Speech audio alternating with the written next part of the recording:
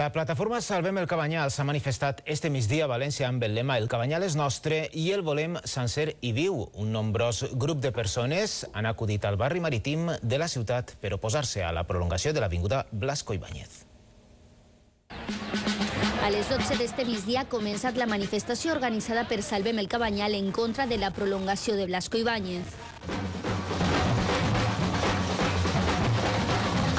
A esta protesta, que ha recorregut els principals carrers del barri del Cabanyal, s'han adherit més de 90 associacions, 15 d'elles de fora de la comunitat, principalment de Catalunya i Madrid. Lo que perseguimos es la rehabilitación sin destrucción del barrio y lo que queremos es una rehabilitación ya. També han estat presents representants de diferents forces polítics, com ara el PSPB, Esquerra Unida i Esquerra Republicana al País Valencià. Una opció modèlica seria rehabilitar-lo, posar-lo en marxa i posar-lo en valor. És un dels barris segurament amb més sabor. Amb el lema "El Cabanyal és nostre i el volem sencer i viu", els manifestants han mostrat la seva oposició al Pla de Reforma Integral del barri marítim de València.